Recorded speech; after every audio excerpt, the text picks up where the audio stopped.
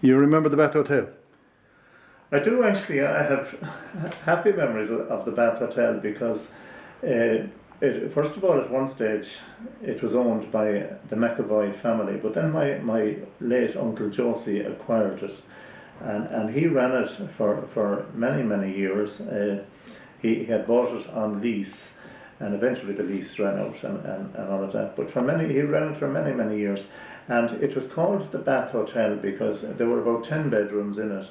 But further down at the back there were bathrooms, an old building that contained about 10 bathrooms, and in late summer when the harvest was taken in and all of that, elderly members of the farming community used to come to Westport Quay and stay there for a week or so at a time on holidays, and they would come every day to the Bath Hotel and have saltwater baths and seaweed baths, and believing that the product itself sort of would save them from colds and flus throughout the following winter, and all of that. And my Uncle Josie commissioned myself and some of my brothers to, on a daily basis, to collect seaweed on the seashore, so that when the bath was being run, we could put huge amounts of seaweed with plenty of oil in it into the baths for these people to wash themselves with the seaweed. And there was a huge big boiler that kept the water hot all the time, and of course that was a kind of a furnace-y kind of boiler, and it required a lot to keep it going. And looking back on it now, the thing that kept it going mostly was the old pieces of leather from the old reliable shoe company in Westport. And there were bags and bags of that every day that were collected and brought out and used to keep the furnace going and the water hot. And the people would come and pay their money. They'd go into the bathroom, lock the door, and they'd have huge amounts of seaweed.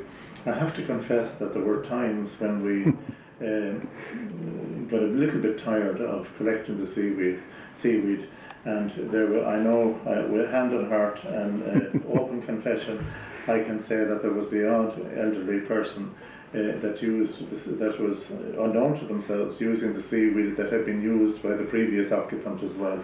But there were interesting times. We used to collect the seaweed for these baths, and these buildings are no longer here.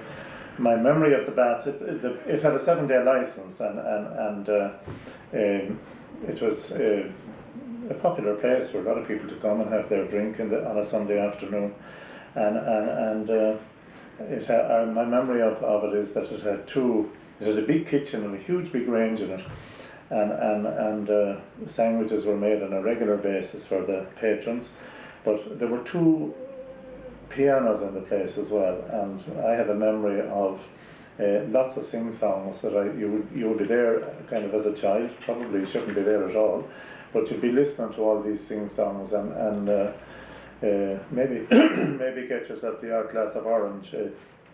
Orange and lemonade seemed to be the only 2 minerals that were available at the time, but if you get an odd one, you'd be quite happy with yourself. You felt that your day was well spent. What year did it close down? Oh, it must be closed over 50 years now. Yeah.